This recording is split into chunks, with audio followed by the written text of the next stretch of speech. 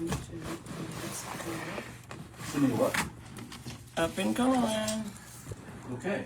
I want to thank everyone for joining this evening. I'm calling to order this meeting of the Housing Committee of Brooklyn Community Board 9. The record time is now 7:14. I want to thank everyone for joining us this evening. At this time, we're just going to go around the table. We'll do introductions, and at the same time, we'll be able to take attendance and establish quorum. Mr. President, if we could start, we'll go around. Sure. My name is Kendall Christensen. I'm a member of the board and a member of this committee as well as the Environmental Protection Committee. My name is Charlene Cobb. I am on the Economic Development Committee and have expressed my interest to be on housing, but I'm not on I'm Mark Mann, I'm a visitor. I'm not in any committee. Well, where are you from? Are you just from? Are you representing any of these I'm not organizations? representing any. Oh, okay. So you just You're from CB9 community. Correct. 231 Ocean. Oh, is that not? Oh, You don't have, if you're comfortable, it's okay. Yeah. Do you know that they're trying to take parking over there? Okay, I'm sorry. Just want to make sure. Hi, I'm Mayna Parking Lagute, spaces? Car spaces? a member of the community board. Just give me Candace Branham, community housing resident. Diane Shepherd, and I am a community resident of housing. I'm Zach Churchill, and I'm representing Good Shepherd Services. I'm here in the Community Board 9 office on Mondays and Wednesdays. Oh, so you work here? They pay you? No, they don't specifically. Oh, so you're here to support the community with housing. Yeah, with housing okay. and other benefit assistance. Okay, and that's coming through Crystal Hudson's office. No, it's coming through Good Shepherd Services. Okay. Okay. Ms. White? I'm a political activist in the neighborhood. I am Alicia Boyd. I represent the movement to protect the people. Okay. Thank you everyone for coming this evening. Fred Baptiste, Chair of the Board, serving as the Chair Pro Tem for this meeting until we appoint a permanent chair. Good evening, Renisha Labarry, member of the Housing Committee, Community Board 9. Venetia Labarry, Yes. were you on it before? Yes. Okay. Hi, I'm Dion Christopher from NHS Brooklyn. I'm the director of the Property Management Program. And I'm here with, Tyrone McDonald, Governor and Community Relations Manager of Neighborhood Housing Services of Brooklyn. I'm here as a guest. yes, We're here as a guest. yes.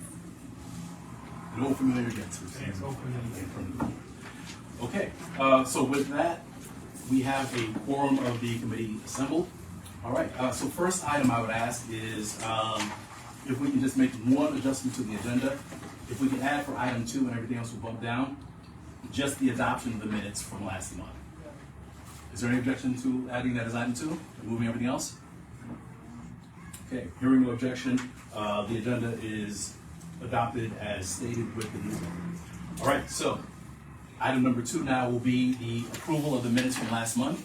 So the minutes should have been on the table for all the committee members. Now, did everybody receive the minutes in the email?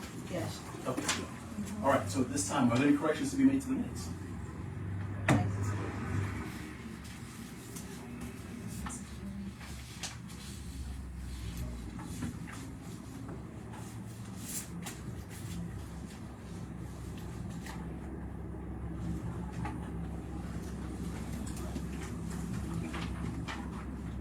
Anyone need more time to review?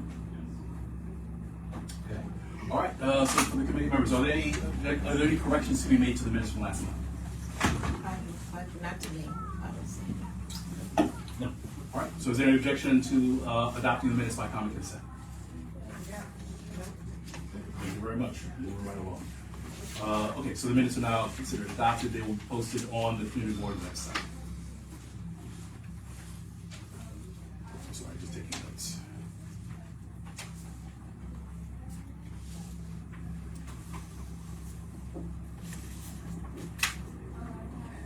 All right, and I want to thank everyone again for the work that's been done last month, and thank everybody for the enthusiasm. We're definitely trying to do a lot of work in terms of standing up the committee.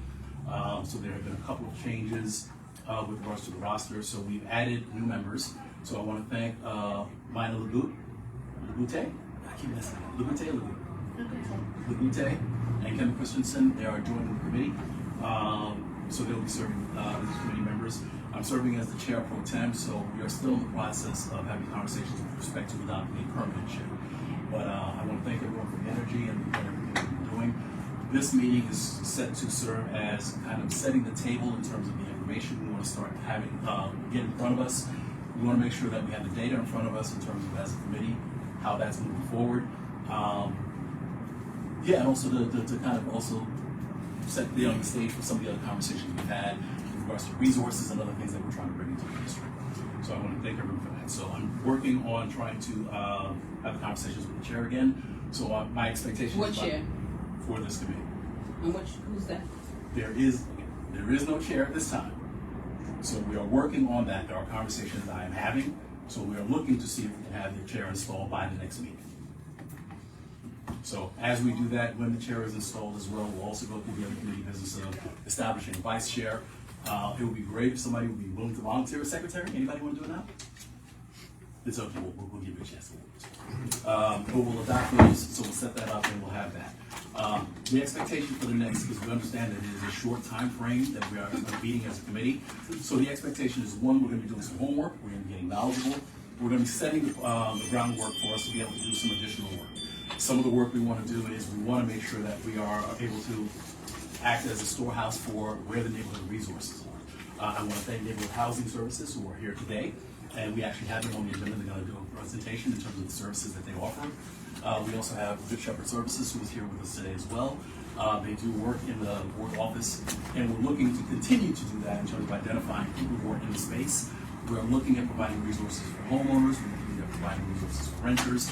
We are looking at the different demographics in terms of what resources are available for seniors, for veterans, for disabled in the district, and we're trying to figure out the best ways to, one, connect people with those and disseminate the information. Can I ask a question?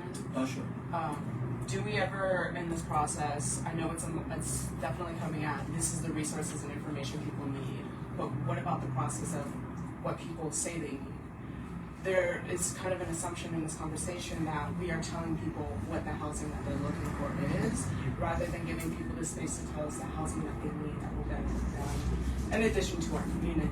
So I'm kind of curious as to what that process will look like and how we can find like a middle ground between these are valuable resources, these are opportunities here, but also meeting people where they are and what needs can facilitate that kind of like middle ground. And that is going to be the work of the committee.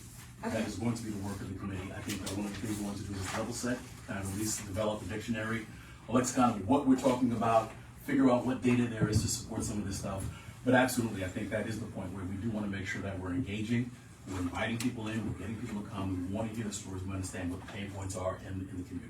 So that is absolutely the work. So that is coming down the pipe, and I think once we establish leadership and kind of get this on a regular footing, absolutely, I expect that to be the work. That is the work I expect. So I just wanted just to be clear, so it's expected that this committee would have a chair by the next meeting. And that next meeting. At this work, we're going to be sharing the resources, we're starting with that. And then as the work continues, we're going to be looking to go deeper into the issues. We're going to be looking to do deeper in terms of engagement, figuring out where we need to be, who needs to be here with us, how we have these conversations, and we continue forward. So as I look around the table, I'm hoping that when we do applications for the committee next year, we'll see a lot of returnees who will come back with that same energy and have developed a little bit of institutional knowledge at that point, and we'll be able to continue on in that vein. Okay? So,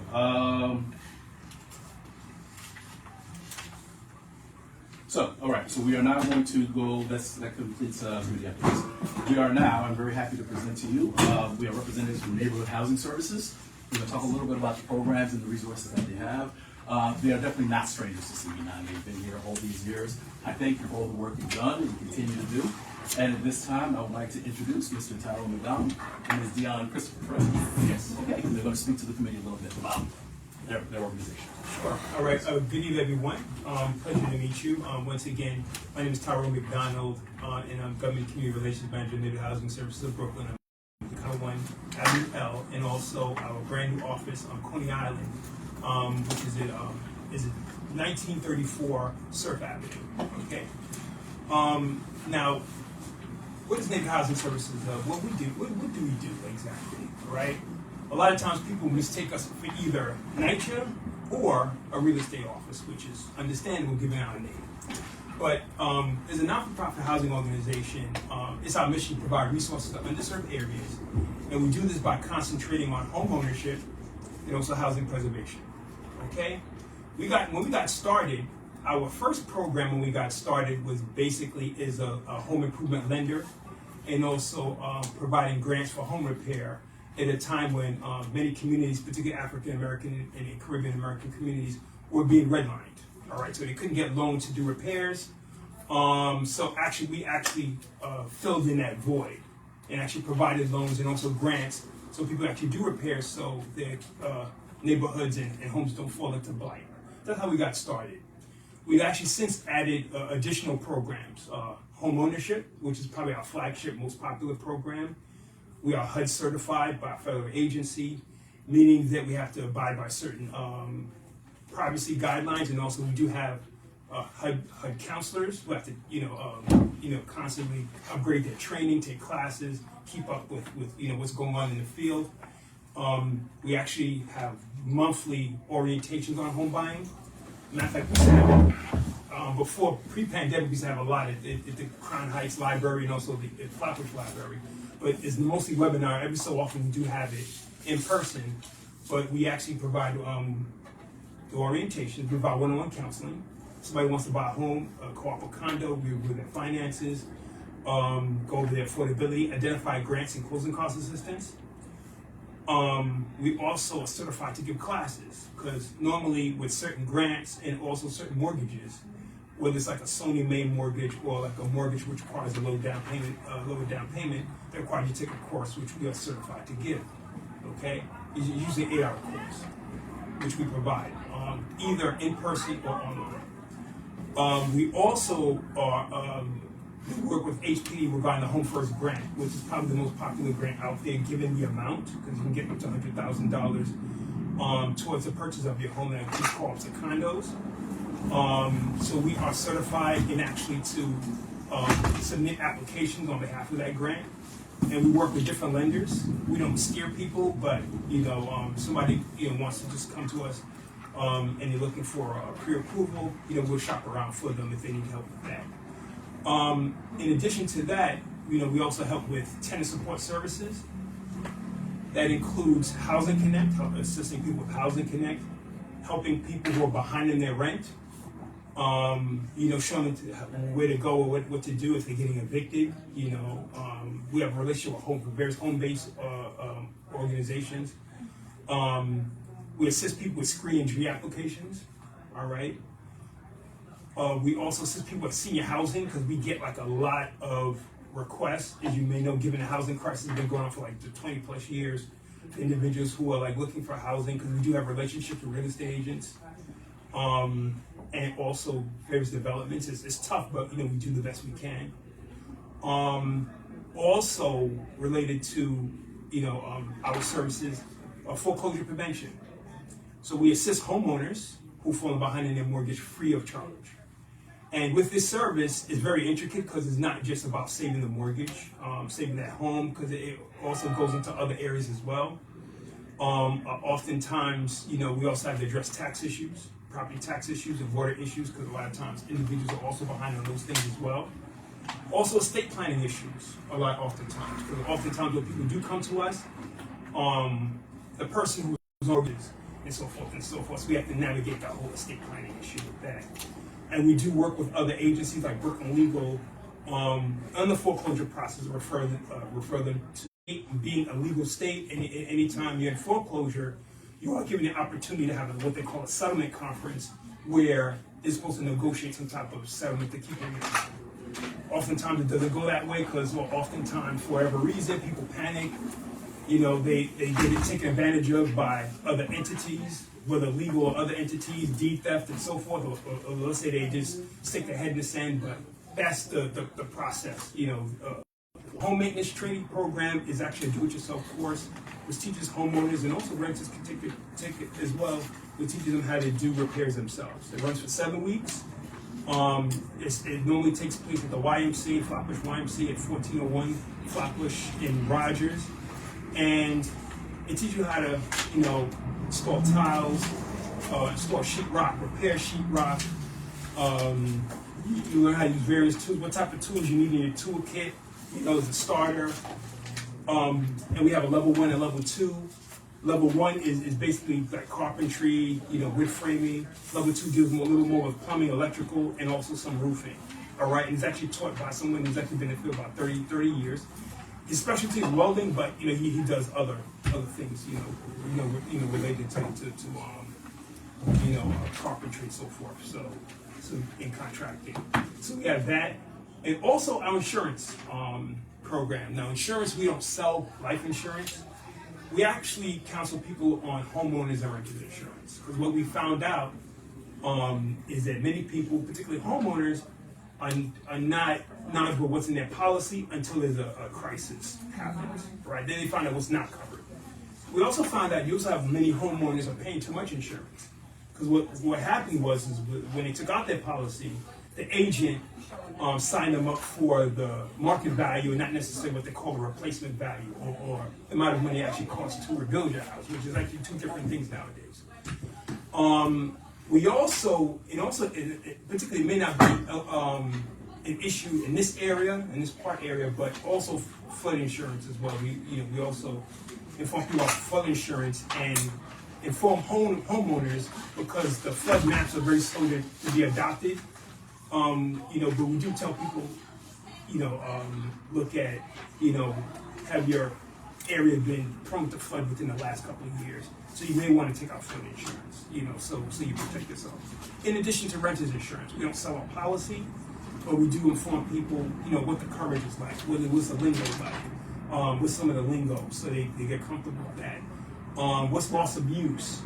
Because I can't tell you how many times renters, after experience of fire, will come to us, or they're referred to by an elected official, saying that, I have this homeowner, they lost everything. What to do? They know that Red Cross is about to kick them out. What do they do? So we do encourage that as well.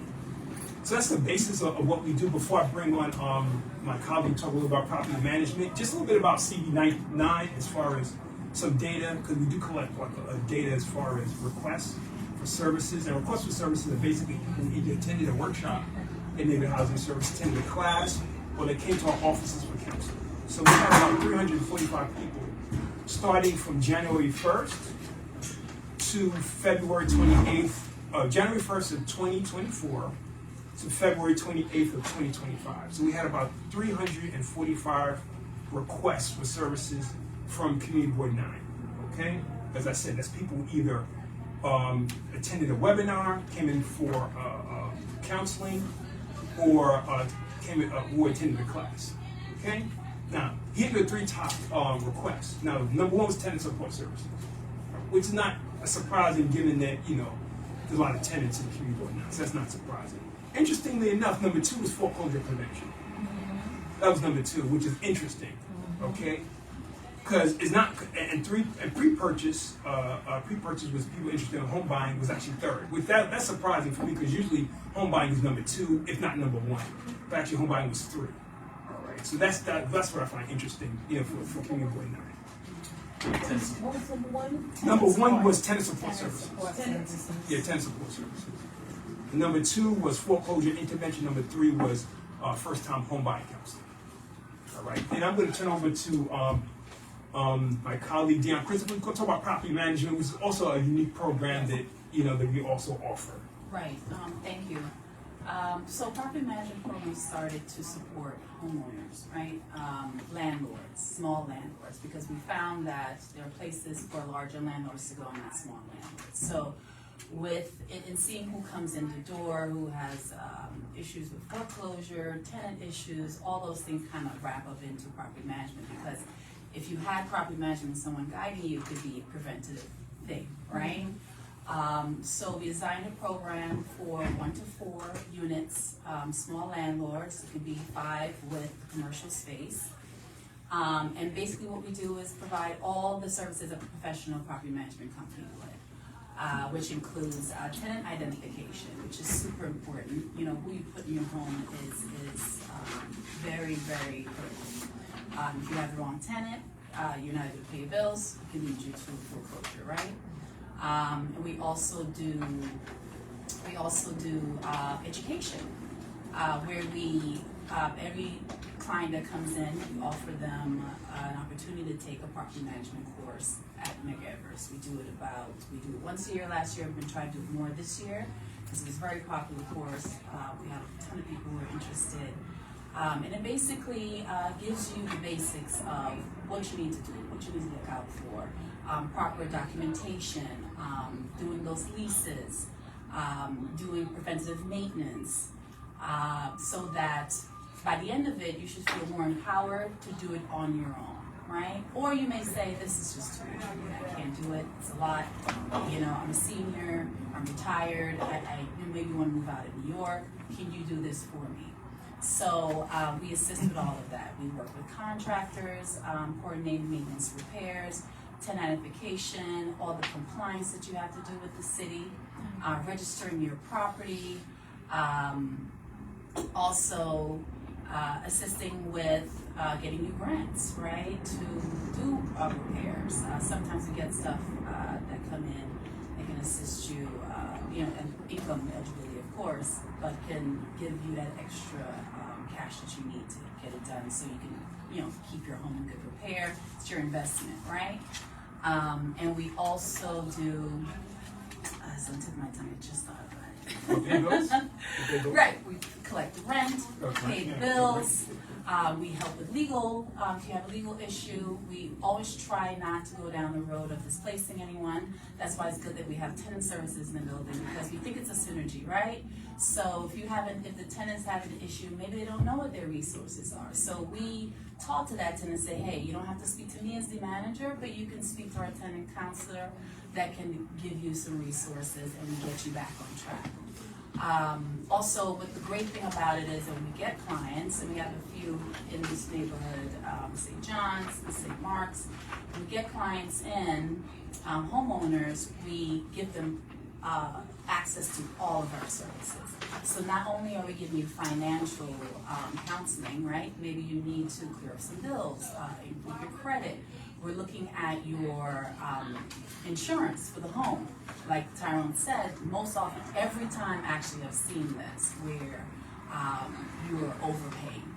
So we look at that and find ways to save you money. So we go down everything just to make sure we get you on a good standing and good footing, right? Make you healthier as a business owner, because it is. And in addition to that, we also say, hey, learn how to do small repairs in your home. It can save you lots of money. Just replacing a faucet, just a guy that costs $150. By the time it's done, it's $500. You can do that yourself. Great resource, right? So we also sign them up for that. And we also do a webinar every second Wednesday of the month. Yeah, this is the thing to talk tomorrow. Yes, tomorrow, where we go through in more detail about the program. We go through showing potential clients, people who are interested in the program, how we do financial reporting, quarterly reports, right, of your income and expenses. We give you a year-end report to show you how your business is running, really, you know, and how you can improve it. We've actually been able to assist homeowners with increasing the income. A lot of homeowners that come to us have a mom and pop kind of handshake agreement, leases. They really undervalue the apartments. Of course, we like to be able to, you know, have affordable housing, and I think I like small landlords for that, because that's truly where it is, right? So we assist them with increasing the rents a little bit so that you can meet your bills, so you can save and put money in reserve for those bigger repair items that you don't expect to come. The homeowner report, we do this with an engineer. He gives a report and he says what's immediate, what you can, you know, immediate is life and, you know, health and safety, what you can plan for and what you can defer a little bit later. And it also gives you estimates, so you can, okay, all right, I have to do the roof now because it's leaking, it's going to lead to potentially a mold issue. How do we budget out for that? So we work with the homeowner in that way. So I really love the program. We've gotten really good clients, and I say the majority of them are seniors who can't really do this themselves anymore. And sometimes seniors are being taken advantage of by tenants. It's not paying. They don't, follow the rules, things like that. And I find that when we come in and they're getting official notices and letters, things change. Rents are being paid more on time. They're communicating better. So it's definitely a valuable service. Anyone who's a landlord, or if you're a landlord yourself, definitely, come forward or get some more information about it. Also, we're doing the third annual property management conference, where we talk about all these issues, the housing crisis. We talk about how to work with contractors so you're not taken advantage of. So we have experts in that field that, talk to what's happening now, how you can prevent those things from happening to you. It's just really good information. It's a free event, happening at Mega Evers in May. And well attended, such a great resource. Every homeowner that comes just raves about it, because it's really getting a lot of information at one time. Do you guys have a flyer for that event yet? We do have a save the date that we send out. If you give me your information, or actually my card, I think it's going to take you, email me, I will send you that flyer, and then you can register to attend. But we also put on our social media, NHS Brooklyn, on Instagram, we're on Facebook. X, all the platforms. And you also go to our website to see all the programs, all the webinars that we offer. Everything is right there. You just register. It's really easy. It's more so so that we can share within the committees and people that are directly interested in housing. We do an e-blast every week, so we can add the flyer so that way people, Yeah. So you know what? I'll send Maya or Dante the save the date. She can probably share with Yes. here now. Yes, put it on the website. We actually just did it today. That's why we would have brought the printouts with us. Right. We just worked through the date and just did it today. Otherwise, we would have brought you the one you can register right now with, and you can actually post here if you want to. Yeah. Yes. Any questions on I that? think we said a mouthful. So. Oh, I'm sorry, I didn't tell you the fee, because there's a fee. There's a fee. No, it's not free. So we charge 8% on the collected rent. And why we do collected rent and not rent roll? Because homeowners fall into issues with tenants who don't pay. So say you have 2 units and you have 1 unit that's not paying, we only collect 8% on that 1 unit. If that other unit that's delinquent pays up, then we of course take the 8% from what you collected. They never do, and you have to go to court, and you got them evicted. We never ask for those funds. It's lost to you, it's a loss to us, right? The idea is to help you hold on to your home and not add that additional financial pressure. So that's what really makes our program unique. No other property management company does this. Yeah. All right, so there was a lot. Questions? We have questions for. Another question. So you're a nonprofit, yes? Correct.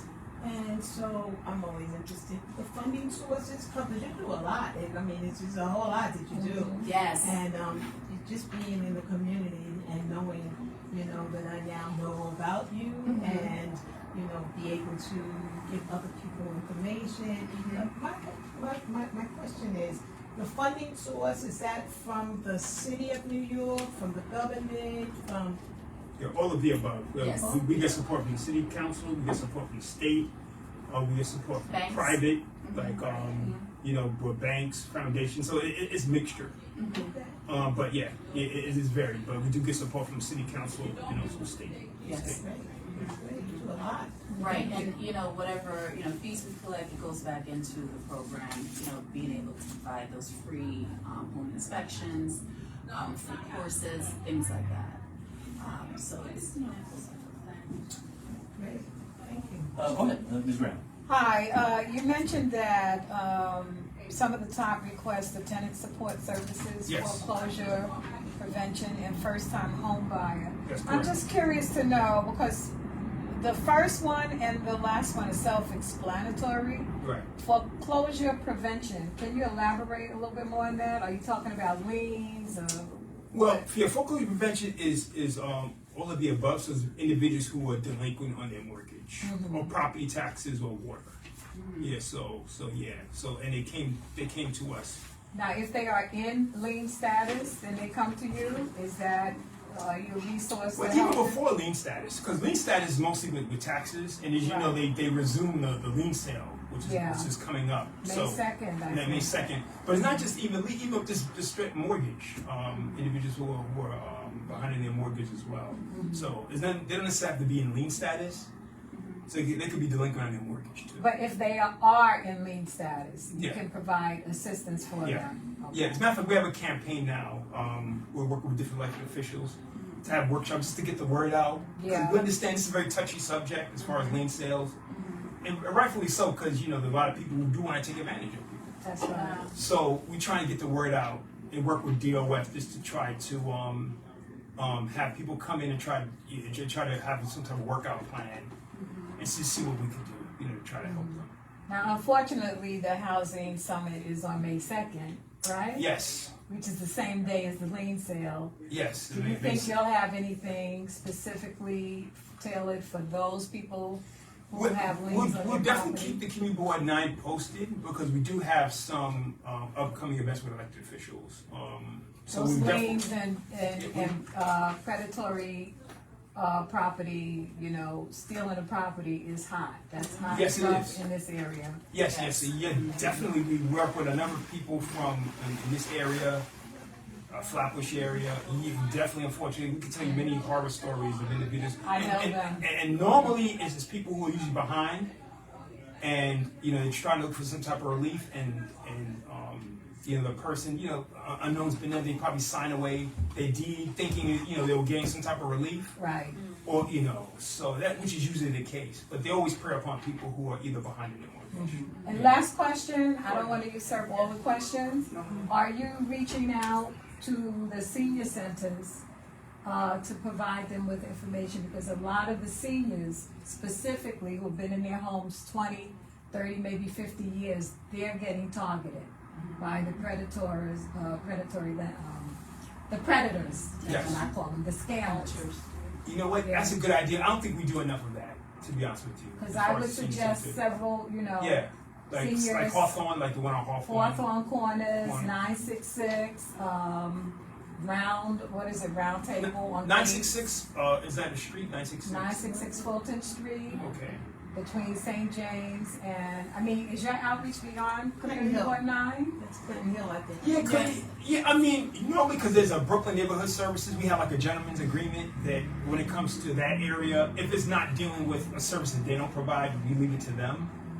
But like Hawthorne, all those areas, we could definitely reach out to. I know St. Gabriel's, even though it's not in this area, that's more 14. Yeah. That's still in our purview. St. Gabriel's?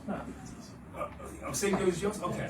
Thank you. What's the one on Ocean Avenue? Ocean Avenue and Titmus over there. There's a senior center over there.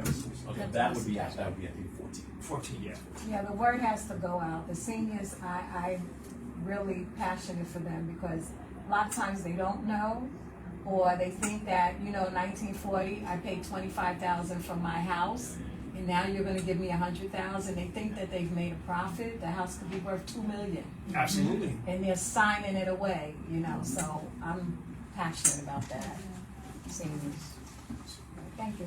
I have a question. Sure. So I was curious to know if we get to look at some of the metric analysis, like some of your successful projects, like you say you have data over 345 CV9 residents. It'd be great to see like what that development and like what your work has translated to and like quantifiable statistics or numbers. Do we have those kind of projects? I can get that to you. Because I was rushing today, so I was whip up. I said, let me just whip up something like a summary. I can get you as far as and to maintain some type of privacy. I can give you like the addresses. It doesn't But not the necessarily, names. it's more so like how you guys quantify success. Like if somebody's coming for help on a lien sale or foreclosure prevention, like how are we analyzing our success in this development? Like Got you. that kind of like interwork, what does that look like, I guess, is more so my question. Yeah, now for foreclosure, Not it's- just foreclosure, Yeah. this is for the top three, like tenant, this is tenant Tenant assistance, foreclosure foreclosure and also prevention. pre-purchase, yeah. Yeah, like these kind of like, these are, we have data sets for them, so I'm just curious, do we get to, or no? Sure, well, okay, I can share that with you. Okay, that would be awesome. I can definitely share, particularly tenant services, foreclosure, intervention, and pre-purchase. I'm guessing that also would like detail like some of the services directly that Right. we can And the also be outcome. mindful, Right. because then it gives us an idea of like what people actually need and like what people are seeking and needing help for, because again, this goes into people have needs and we have resources, how do we benefit them? So if we have an idea of what people are seeking, it also helps us identify and like have a more directed approach to meet our community residents from their need based at least, and how to tie in those resources. Okay, great. Good question. A few. I'm sorry, go ahead, go ahead. I like that. No, I'm sorry, I was just responding. Oh, I'm sorry. So just thinking historically here, if you were formed in '83, that's the period in which the city was coming out of the fiscal crisis and neighborhood disinvestment and neighborhood, being burned down, all that sort of stuff. And it's one of the strategies that the city developed to turn that around, right? A whole bunch of things sort of created at that time, including NHS, I think, right? Yes. So, Yes, how many community districts in Brooklyn do you operate in? Well, we have office in 3, East Flatbush, Canarsie, and Coney Island.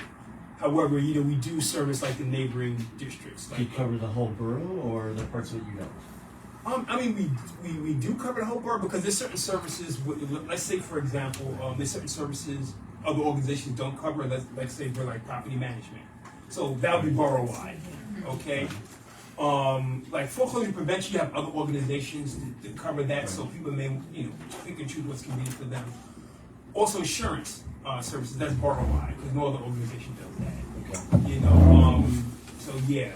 So it's kind of like your contracting, your partners that you work with depends on your region jurisdiction? Right. Okay, so like certain avenues, certain like subheadings will have like a wider reach. And Right. some things you might be more limited on. Right, because the funny thing is that like when it comes to the individual, we're open up to everyone. We even get customers like outside the borough because with the reverse mortgage, like our counselor actually counsels people in Long Island. But what happened is Neighborhood Housing Services at NPC, we're part of the Neighborhood Preservation program, which is a state program of housing organizations. And with that, you have to claim like a community board. You got to claim a community board with that, under that contract. However, when it comes to the person themselves, you're pretty much flexible. If you feel comfortable working with us, our door is open to you. So to be clear, NHS is not a builder or developer, right? No, we're not in They only development. work with existing. No. Okay. Counseling, financing, Yeah. education. How many properties are you currently managing in Brooklyn? We have, let's see, 53 units and about 28 properties. Properties, in total of 53 units. Okay, so that's still a growing program then? Yes, Okay. and the program goes up and down because the idea is to come in, get education, train to be your own landlord, right? Stabilize. Right. Take the property management course because we want you to be able to do this for yourself, right? So we've managed as much as 90 units at one point, and so people come and go Do outside you know the how many of program. those are, how many of the units that properties you manage are in this district? We have 2 in Crown Heights. The majority of it is in Canarsie, East New York, Brownsville, and we are kind of possibly going to be in Coney Island. We have some prospects there, and also in Bed-Stuy. So any given property manager on your staff can probably handle multiple properties, is that how Yeah, it's worked? because it's small units. Right. It's maybe 2, it's maybe 3. Sometimes it's owner occupied, so the owner's in one unit, is in one, Yeah. So it sounds like a lot, but it isn't. In addition to the 8% management fee, are there any other costs, like for the initial property assessment or inspection or anything like that, or it's all covered in the 8%? Correct, correct. Okay. In 8%, and the additional cost would be anything that's done on the property. So if you decide to use a maintenance company to take your garbage out, clean your hallways, common areas, that's an additional cost. Any person that comes to repair, additional cost. Any inspections for compliance, direct cost to you. Okay. What about like the grants, when you help people with grants, and do you guys take the fee from the grants? No, everything is, if there's a fee for the inspector to, because we always try to make sure that whatever a contractor is quoting, that it's right. So we check before and after. Inspection before the work is done and after it's done. So those fees come out of the grant, yes. Tyrone, you may have mentioned this in the list of all things you do, but is helping people compete in housing lotteries? Yes, we definitely, we are a housing ambassador with HPD when it comes to Housing Connect. So if any individual needs help setting up an account, they need help because a lot of people may not be computer savvy or be able to scan documents. They can always come to our office to scan documents, help them with an appeal, if they got turned down or all those things. We do. Anybody sense of how many requests for that service you're having? Because there's so many. Some that lotteries going on these days. Yeah, that's embedded within. That's within tenant support services. I would say a majority of that is people who are looking for housing. So I'm granted that is people actually seeking housing, and that's split up into Housing Connect people and people who are just non-Housing Connect. They have a voucher and they're just looking for anywhere.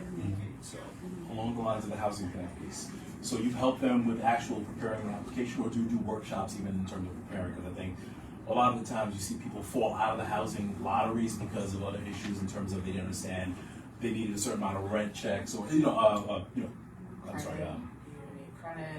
credit checks, or if you didn't have your pay stubs or other things, or sometimes they just fall out because they're tired of waiting for things. Like, do you do counseling in terms of advance of that so people understand what's going to be a part of that housing lottery process? yes, both. Yeah, matter of fact, we just had one. It was East New York New Lots because we did New Lots because there was some developments that were about to end in New Lots, expire. There were some deadlines. So yeah, we just had one on the 21st of February. So we actually do webinars in addition to like the one-on-one, help with people. This is more of like a general arching. So I do notice that our top 3 community needs that we see are tenant foreclosure and pre-purchase home buying. Considering the demographics of our district, which like 48% are severely bad credit and 30% are not even paying rent, not necessarily in a home ownership position. I'm wondering what we're remediating or what our synthesis solution is to like meet people, at least within CB9, so that way like they have a better idea of knowing that the service will actually meet the needs that they're currently at. Like, do we support people in like meeting our other housing other than Housing Connect? Do we like connect people with buildings or like? Absolutely. I mean, it's very tough because we can only work with what's in the environment, which is not very not very workable, which is unfortunate. I wish it was different, but yeah, definitely we definitely help people with non-housing. Definitely. Absolutely. All right. We do need to move on. How many more questions do we have? I have a question. Anybody else as well? Okay, we'll take You it. mentioned the Home First Down Payment Program was Yes. extremely popular. What is the success rate of that program? That's a good question. That has been very difficult. All right. We do get a lot of people because here's the issue with the Home First. The issue with the Home First was it was federal money. So the issue is the income qualification in order to buy the home. I mean, people, so someone can actually make enough to qualify for the Home First, but the question is it's very difficult as far as trying to get a home, qualify for the purchase. That's some of the struggles we deal with. So in other instances, people may look to co-ops and condos, which is a little bit more affordable. Or if it's something like a Nehemiah home, which is a little bit more like affordable in that respect. However, recently they increased it because apparently, in the whole city of Yes, they had infrastructure money in which they actually use that money to actually increase the income. So for one person household, the minute it was you couldn't make more than it was $107,000 if you're a one person household. So they did increase it. The problem is that given the whole fiasco with the current administration and some of the reviews of programs, that has been halted. We haven't heard anything regarding the increase. So is current state last year. So we haven't heard any more news, but regarding that, so I'll keep you posted. But in the beginning of the year, they were supposed to increase the income guidelines. But historically, it was hard for people to find homes to purchase. Right, that was one of the challenges with that program. A lot of times our counselors have to be acrobats and contortionists. I'm serious, have to be contortionists. Yeah. All right. So listen, I guess thank you is not even enough. So that's all the information we get. And I mean, I've known you all these years, and it still amazes me how many services you offer. So I want to thank you on behalf of the committee. We may bring you back in because we may have additional questions, and there might be additional things you might want to comment on. But I want to thank you so much for coming out this evening. And again, NHS is not strangers, and they continually give to our blast as well every week. So I would say just for that, just make sure you're looking out. You heard just right there. For all those who are here on the table, they actually left a number of resources that are for events that are coming up, and they also left the business cards as well. So make sure if you're interested in contact, you something to do that. But otherwise, thank you so much. We really appreciate it. Well, thank you. Thank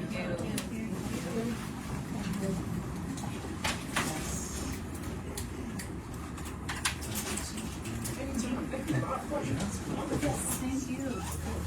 So I will email you my email address again and just anytime. Yes, check out the webinars, come to the conferences. We definitely send an invite to someone, if you can't make it, if a board member can make it to the real estate property management conferences. It's right in the back lot. That's all. Yeah, around the corner. All right, have a good night. All right, you have our card, right? And they left pens. They left pens. Everybody need a pen? All right. They said I'm penned up. And they need a pen? They left pens. You get a pen, you get a pen, you You get a get a pen. pen. Everybody gets a pen. All right, so listen, we're just going to move, we're going to depart from the agenda for one quick moment. We have Ms. Martin who has an announcement to make sure very quickly, and then we're going to go right back. Real quick, two things. One, the Youth and Education Committee, we have the career day, as you know, was postponed till late April, but we are still they are still collecting information to get vendors. So if anybody knows of any vendors or companies that would like to join, please pass this on to them. The QR code goes directly to that registration form and to the individuals that answer it. The next thing, we have a town hall April 5th, which will be held at Clara Barton. It's open to everybody. Light refreshments will be served. And if you know anyone that would like to probably join the panel, they can apply with this QR code. It's simple, easy, to the point, and I hope to see you there. That's it. Bye. Thank you very much. All right, we're going to jump right back into the agenda, but just for the record, I also wanted to note we have member Renisha Lavary who's joined us as well. And we also have Brittany That Hill. should come over there, yeah. All right, hi guys, good night. We have member Brittany Hill also joined us as well. And I also want to acknowledge second vice chair who's with us this evening. Okay.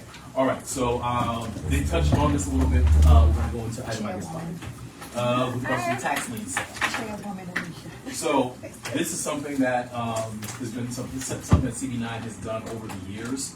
It's critical because it is a shame when you see people who have lived in the district for 30, 40 years and they paid their mortgages and they raised their families and they lose their home because they didn't pay the water bill. And it happens. It happens. So one of the things, so I was actually approached by the Brooklyn Borough President's office, and we went online, and I think if you go online, you'll see as well in some of the resources. So the tax lien sale, and I will confirm the date. The date I saw on the website was May 20th. I heard May 2nd. I'm hoping it's the 20th because it gives us a little bit more time to act and hopefully get out there and mobilize. But the idea being, some of the things we do, absolutely we want to make references to NHS for people in the ways that's appropriate. Additionally, there are going to be a lot of workshops that are going to be happening. Borough Hall is looking at doing something. I'm going to be speaking to the district office team because we've done workshops here. So what is it? Is it Let's see gonna be now. Friday? So we can look to see if there's something in person or it's a webinar or a combination thereof, whatever thereof, where it's like we'll see if we can actually do that. But we want to make sure that people have access to that. We can get people directly connected to the Department of Finance because usually it's just a matter of going into an agreement with DOF saying, okay, I'll pay the bill. And it's just a matter of we just want to make sure that people have access to that. They know, and the thing is too, what happens is there's a list that gets published. There's going to be a list that is published, so. You mean this one? 300 and something Yep. pages, it's online. Yep, the list You is can even published, so pull there are people everybody in there. the district. Yeah, and I always try to be sensitive about that because I know it's not saying, hey, I saw your house on there, but but to the extent we can, I want to make sure that we're getting the places so that way people understand what their status is. And they say, listen, you might want to handle that, just take care of that. Here, I can give you a number, call those people up, and they will walk you through that process. The goal is going to be to get as many people off this list as we can. Because again, it's a shame that we lose people who live here, who made the investment and they raise families and everything, lose their houses.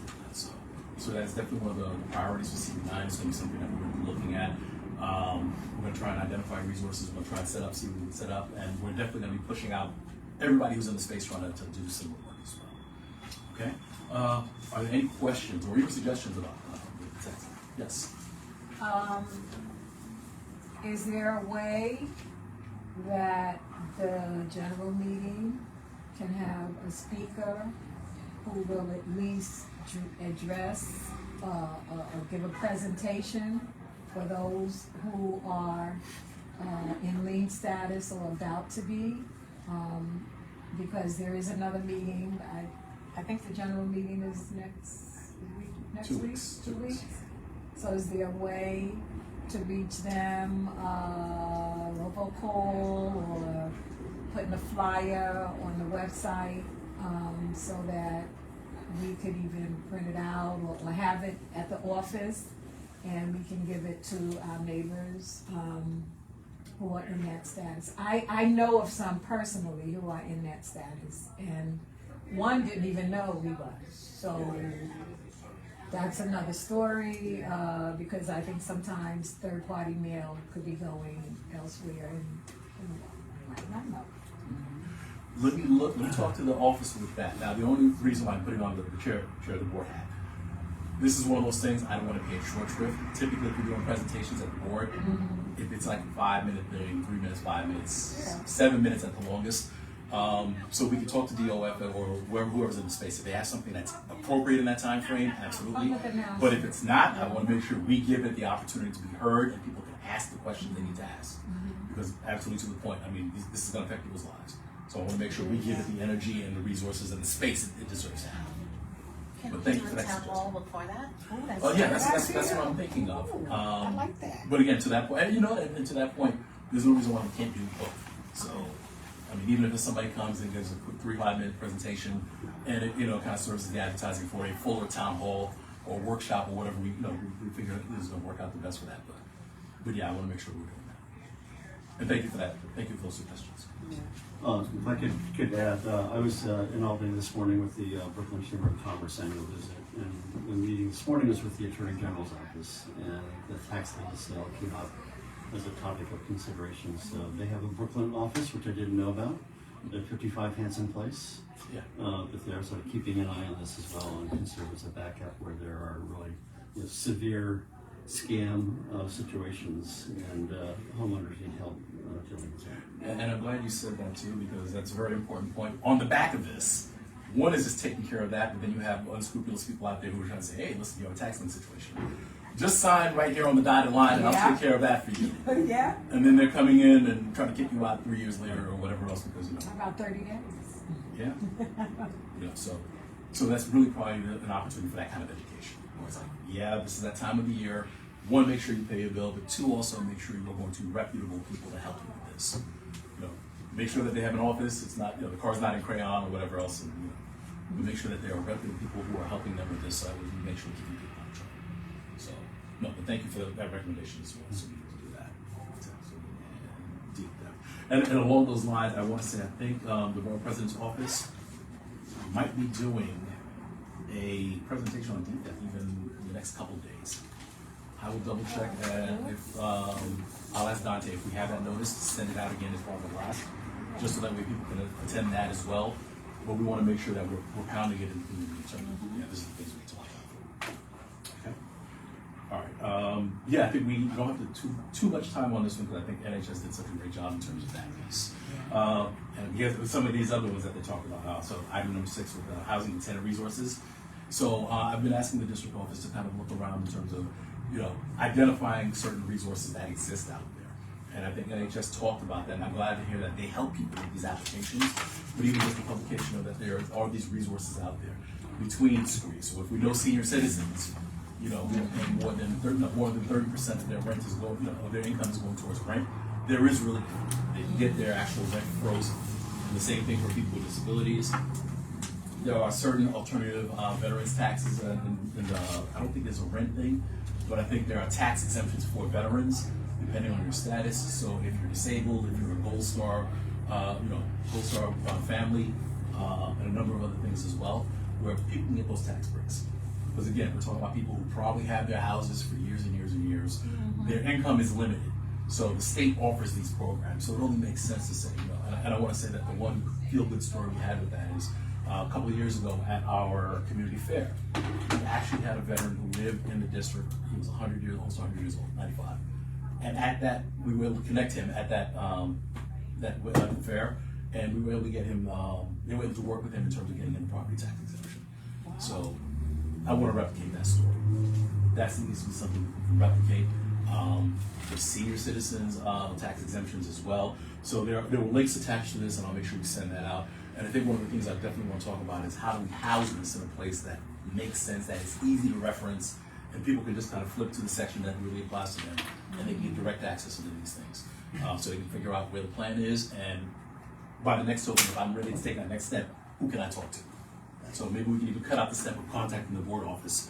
We can send them directly to the places where they need to go. Okay. So this is going to be a living, breathing, growing list. So as we find out things, I know everybody here is plugged in. So as we find out things, please feel free to share with the housing committee and with the district office, because again, I want to make sure this is living, breathing, and growing, so that way we can help people. I'm okay with having different people in a space, 3 or 4 different vendors in a space. And perhaps at this time, perhaps at this time, let me do this. So as I said, we have a gentleman from Good Shepherd Services who is in the space, and they do offer services, and they are here. They come here to the office. If you could please reintroduce yourself and tell us a little about some of the things that are offers. Yeah, this is a good time for me to jump in. My name is Zach. My name is Zach Churchill. I work for Good Shepherd Services, and on Mondays and Wednesdays, I'm here in the Community Board 9 office. My organization my department of Good Shepherd Service is the Community Benefits Assistance Program. So our main office is in East New York, but we received a grant to extend our services into Crown Heights and the district around here, and working with Dante, who's been generous to lend us and allow us to use the space, and we've been connecting with a lot of clients in the district through different events, through the blast from the Community Board 9, E-List, through residents who just walk into the office. I've also been working with the Emblem Health right up here on Eastern Parkway, doing some volunteering at some of their farmers markets. Actually next week at their farmers market on March 19th, Wednesday, we're doing walk-in on the spot help with Housing Connect and NYCHA applications. So that's an upcoming event that is directly related to trying to help people access affordable and low-income housing. NHS talked about this earlier, the resources that exist in New York City and Brooklyn, this area, for low-income and affordable housing do fall foul all the time. And the lottery system is not always effective and can be challenging to navigate for many reasons, but it is a way that people can get into and access affordable housing. And being able to navigate Housing Connect as a system and understand how to first apply to become part of a lottery, and then what the application process looks like once you're in that lottery is really important. So we're trying to spread education about that. I do help people apply for SCREE and JURY, so that exists now in this office. If you're looking for spreading the word about senior citizens who need help with either freezing their rent so it's not increased, or with some help with further just like rent freeze programs, things like that. And then beyond that, we do benefit assistance. So that connects to rental assistance, applications for one-shot deals and cash assistance. So these federal programs that help people pay their rent. I also help people with SNAP applications, any kind of benefit programs that help people supplement their food or rent costs, just to bring general expenses down. Because if we can't get somebody into an affordable home, at least we can start by looking at their expenses and reducing those things, or relieving some of those things. Beyond that, NHS actually talked about a lot of the things in their tenant support services. I do a lot of the same stuff that they do, and I'm hoping to try and work and put on a workshop with them about home buying. But right here on Mondays and Wednesdays, if you, I put out flyers, but they've been taken. I can put out more. It's also always in the community now, e-blast. If you know anyone, family or friends and community members around here, we've been serving the community. Things were a little bit more busy as I was doing some more tabling, and they've slowed down a little bit, so we're just trying to keep spreading word, the fact that we are here. And then over time, I'm happy to report and just be in contact with you all about what I'm seeing from community residents who come in here and what they're actually asking for. Because it would be awesome to be informing the advocacy that you guys do. Thank you very much for that. Thank you.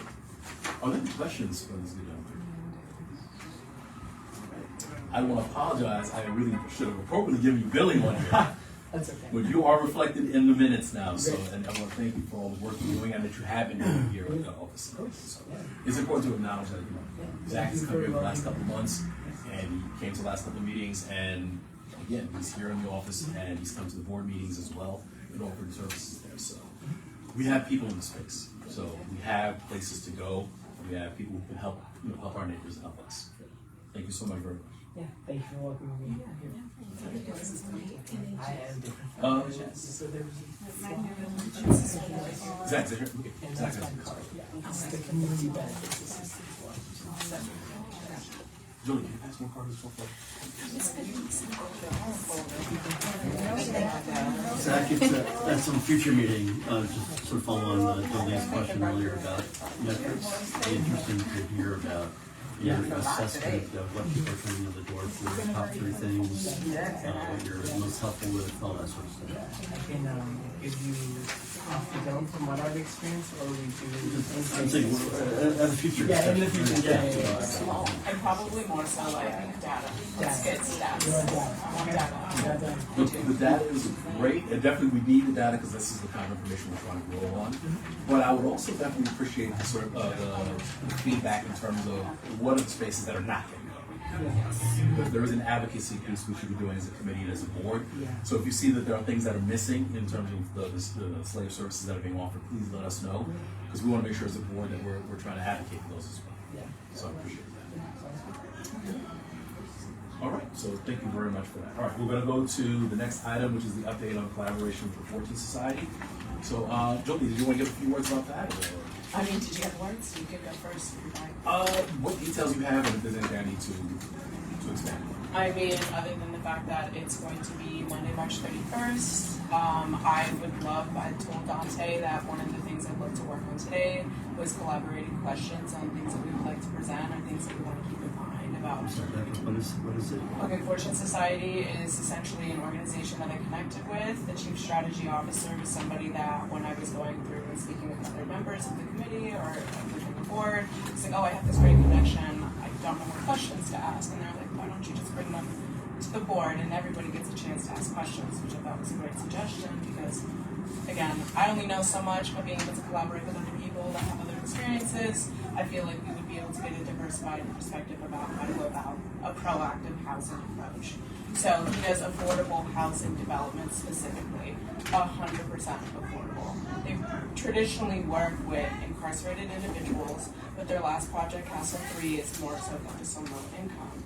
So what I was thinking in this direction was, what are the strategies and nonprofit organizations that they partner with? What are things that we can keep in mind when it comes to funding and grants? Like, how do we analyze a successful affordable development?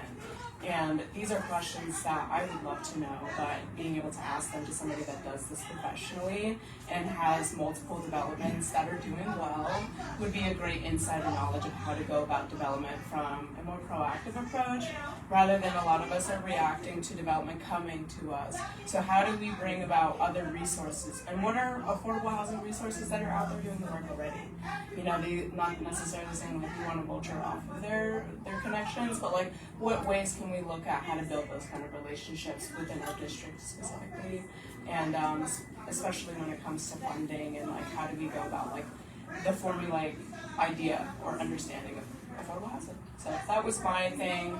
I would love to maybe if we have time during the meeting, like think of questions that would be directed, or I am doing a meeting with them on Monday. We're going to talk about the presentation. I wish we could have done it before, so that way we could have had more directed questions that are like within the presentation topic. But at least if we have some kind of conversation today, we can then relay that, so that way when the presentation comes, we're speaking to directly what people need, because that's the most important, right? So having an idea, I'm only one person.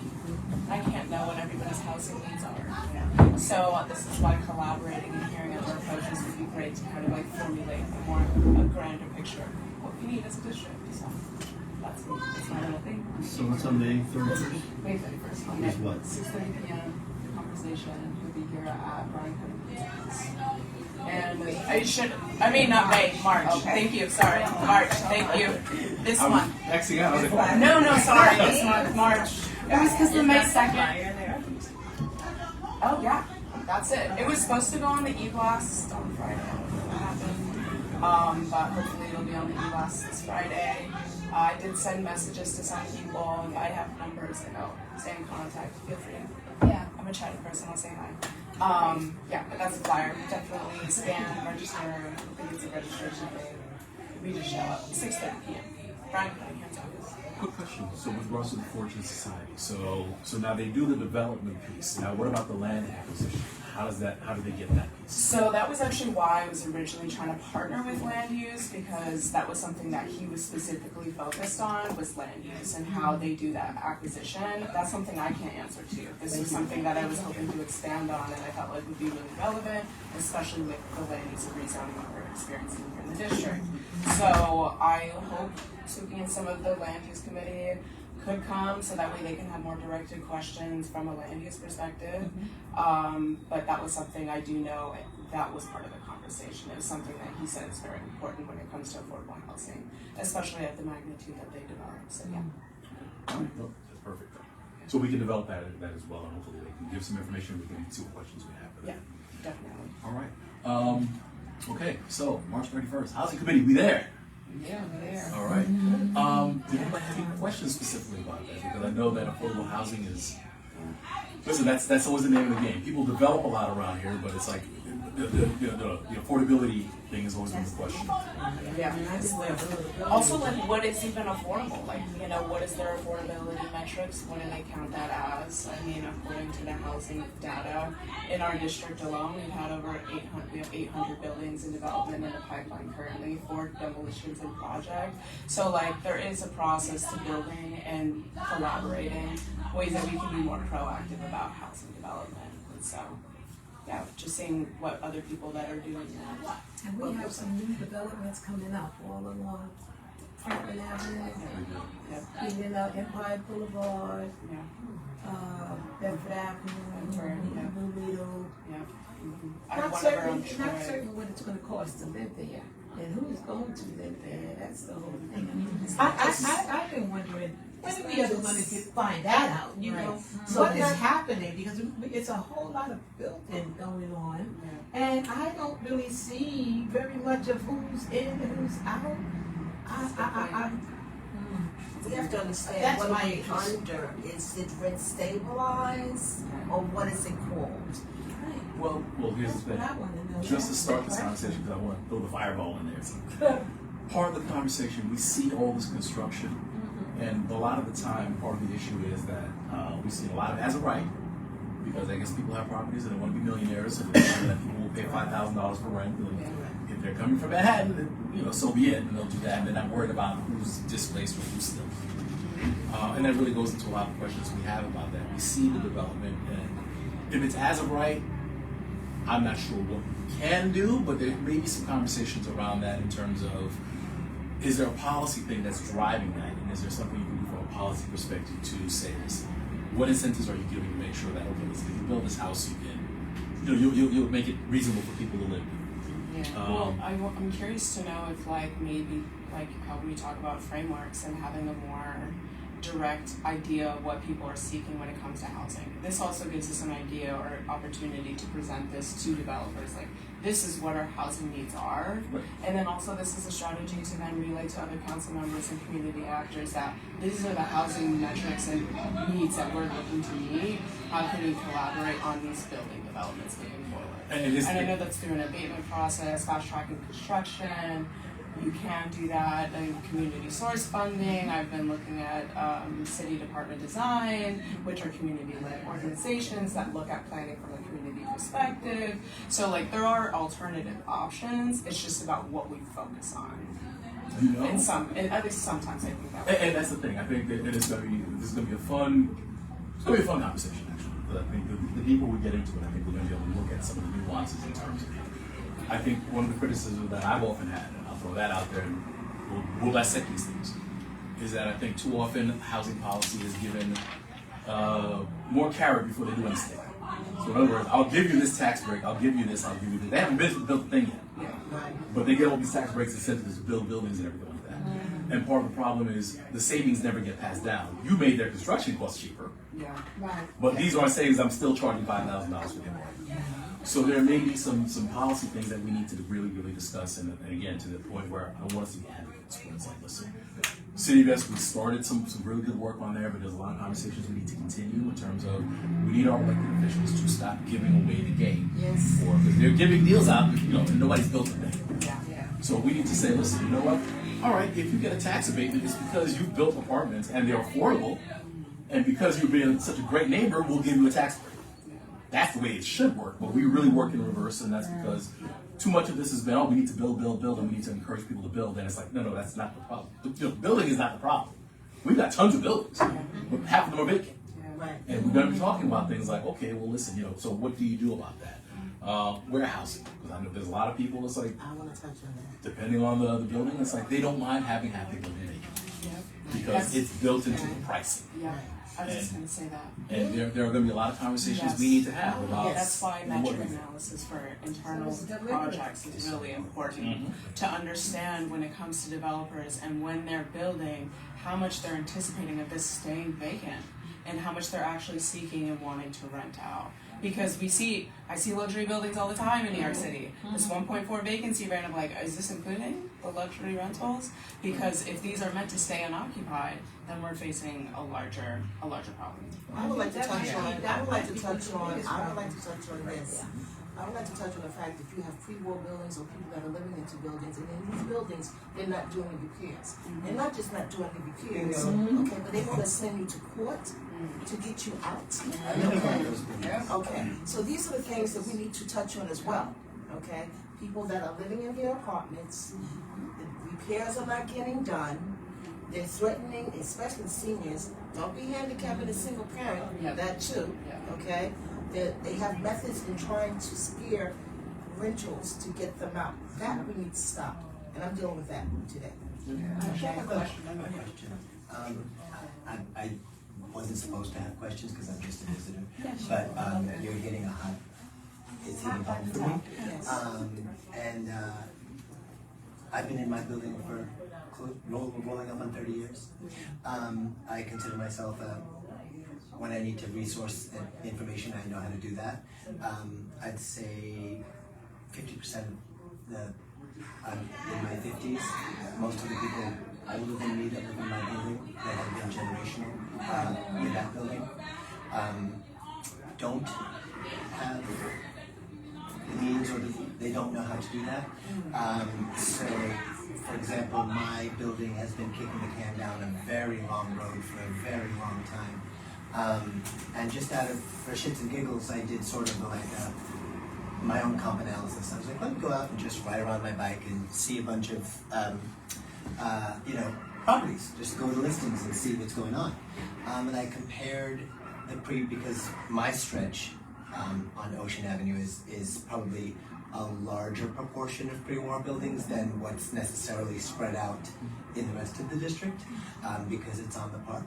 So I was really alarmed by the information that exercise gave me when I realized what newer buildings were, that basically the market is allowing, these pre-war buildings to match pound for pound, cent for cent, what the market will support, with a fraction of, I wouldn't even use the word amenities, I would just say maintenance, repairs.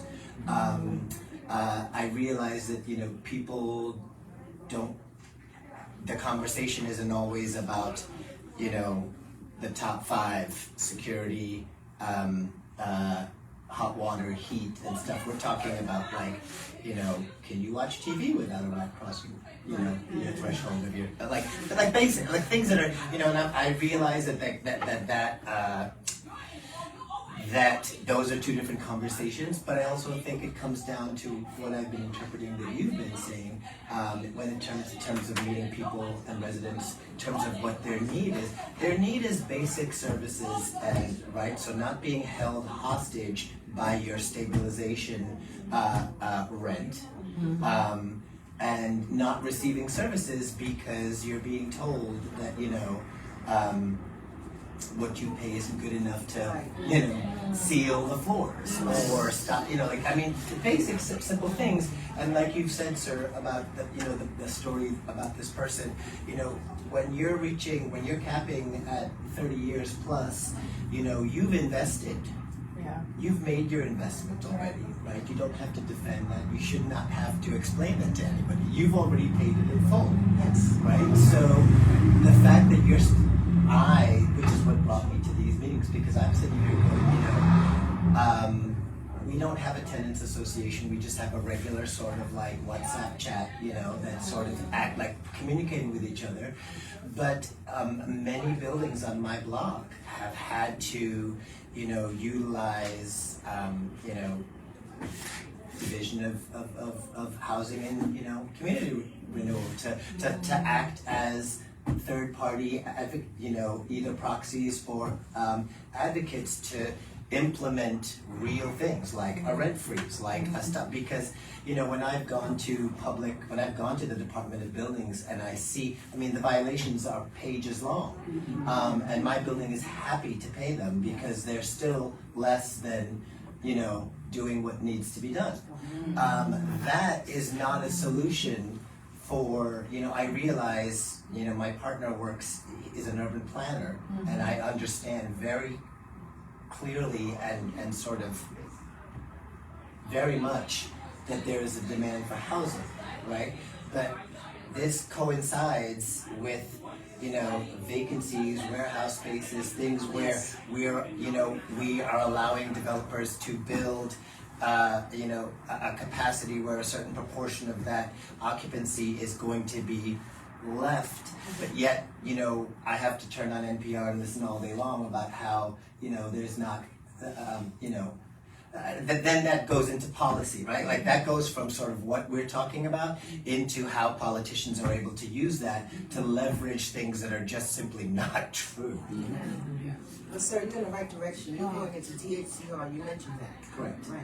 And building department, that's the correct direction, okay? And here's where you get an abatement, okay? So this is where we need to get resources where we can target just what you said, because what they're doing, these landlords, they are gutting out apartments to try and destabilize. Correct. Okay?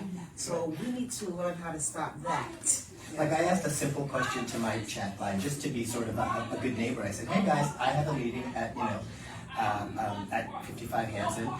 Does anyone want to throw some questions on the chat? That, you know, I have my questions. I gotta see that. I have my questions, but, you know, so that everyone doesn't have to make an appointment, what's up, you know, what's on everybody's mind?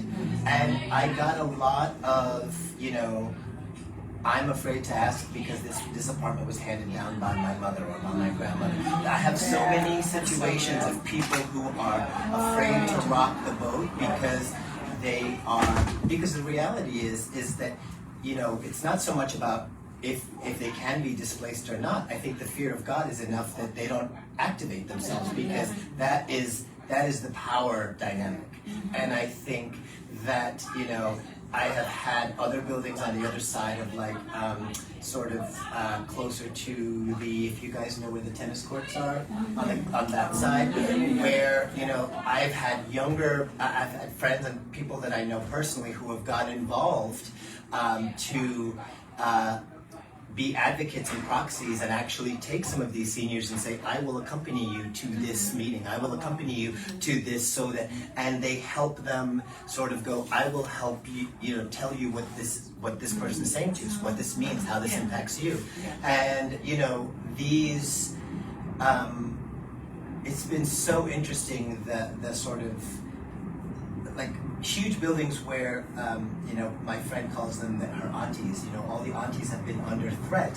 And these, once they are activated and they know what to do and they know somebody will go, they are showing up, they are there every day, they are there to all their meetings, they are there. And now, you know, freezes have been put on some of their, you know, units to get them out, which are typically the most sort of sought after units because they've been there the longest, or they were there when we weren't cookie cuttering and breaking down spaces into, you know. So these people are holding on to, you know, larger demographics of, like you said, these predators, I like that word, of these people that are targeting them. And I found that, you know, just as a simple resident, one of the first things that I don't see happening on the ground is the outreach, the simple outreach to residents to say, you can call this person, you can go here, you can sit in there, we can send, you know, like something, so that because I was stunned that the response that I got was a lot of people had questions, but a lot of people were like, can you ask them? Because I don't want to have to ask them. Right. And that's not the message. That's not the message that we want. We want to be like, no, you need to ask that message yourself. We will all ask the message at the table, so that the messages that we have individually also turn into the messages that we have as a group. Yeah. Sorry. No, thank you. Thank you very much for that. Thank you for coming out this evening. And this really kind of speaks to the point. I'm embarrassed that it's taken 28 years for me to show up. You're here. And thank you for saying that, because, and that's the thing, I think that's one of the challenges we have as a committee and as a board. How do we get into spaces to share this information? Correct. What kinds of resources can we bring down? So it's the younger people in my building, it's the new generation. They're not always brown, often they're not. But they also understand that if you're asking me to pay this money, this equals that kind of service. And I'm not gonna sit around and just like, you know, like, I mean, so I think that, you know, because I live so close to the park, there is a huge shift in the diversification that's happening in a really positive way. And, you know, for example, this one person with the auntie, she was saying, you know, because she's a French white woman in her early 30s, and people were like, you know, how do you know these women? Why are they bringing food to you at your, you know? And she's like, because I'm not afraid, and I shouldn't be afraid. And, you know, the building across the street that is, I think she said it was something like 85% Caucasian in the building. She said the turnover in that building is so high because nobody talks to each other. There is no neighborhood connection. Everybody is a closed door. And she personally has reached out to the people that she passes going to the mailbox, passing these, you know, which is something that I've always advocated for in my building, you know, to say like, Let's just start with a good morning. Good morning. Yeah, let's before we go to policy, let's just go to good morning. Neighbors don't say good I don't want anyone to But some of that, but we live in the same place. You know? let's be clear. Some of that is by design. Yes. What does it do? It breaks down community, connections. Correct. People don't want to stay, and every time you leave, great, because I marked the apartment at 10% every time. Correct, well, that's right. And that is part of what happens with this. And that's part of the reason why it's important for us to understand what the patterns are, where it's happening, where do we see it happening, and discussing what those solutions are going to be. The last question that I had that I just wanted to insert is that I also see I see a correlation and an intersection between, because I'm also coming from another 15 years on the Park Slope side, on the 6th Avenue and 2nd Street, which is a completely different world. And I've been a part of the co-op, the food co-op for 18 years, so I have that intel of, but what I wanted to ask is, as we are broken into committees and housing and land use and so on, how, obviously, I cannot see housing without seeing education. For me, because the education that is available or lacking is what is either bringing certain demographics into the neighborhood or excluding demographics from the neighborhood, right? So the turnover in Park Slope is much, much, much lower because you have new families who are going there and fighting tooth and nail and clawing each other to death to get to Berkeley Carroll or to get into those schools, right? And they will do and pay whatever rent to get into that school. We have a much higher turnover on this side and in this district that is correlated and is related to the fact that our school districts are perhaps not performing or not categorized with the same level of urgency that a young couple or a 2.1 family unit is looking for, and I think that directly affects housing and how it's, and also like what people are really, because I know that a couple with 2 toddlers in school are going to fight tooth and nail and go to every single meeting and speak to every single person they have to keep that. You're right, there's a lot of, and that's the thing we find when we have this conversation. Right. There is a lot of crossover in a lot of these things. So you're absolutely right. We're talking about housing. We should be talking about what people are looking for as well. In schools. Yeah. We're looking about, are the streets clean? Or we're talking about are the services being provided? So we're looking at a lot of this thing, it's like everybody's looking at a piece of the elephant, but we're looking at different parts of it, I guess. Yeah. So some of us are on the front, some of us are over here, some of us are over here. But we're talking about the whole thing in terms of this is CD9. We're talking about, it's very simple. We just want to be able to be happy. We want to be able to have our families. We want to be able to have quality lives.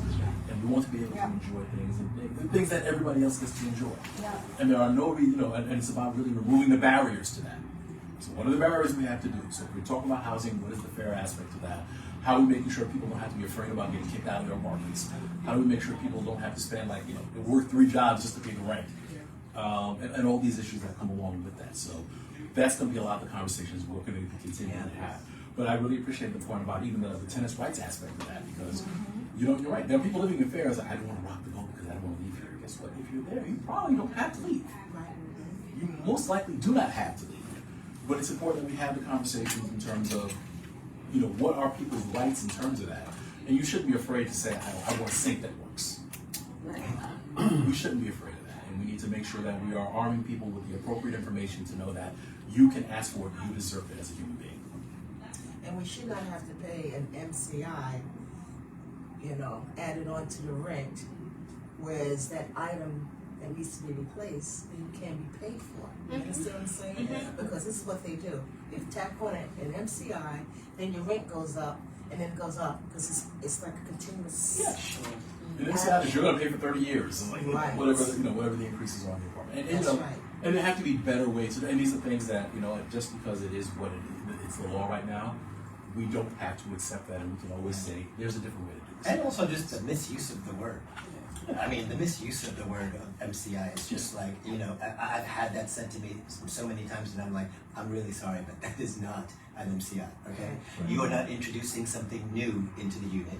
You are replacing something that is dead and gone that was part of the unit originally, right? That's wear and tear. That's You take care of maintenance, that. right? I'm not asking you for a terrace where there wasn't a terrace. I'm not asking you for a jacuzzi where there was not a jacuzzi. That is not an MCI, right?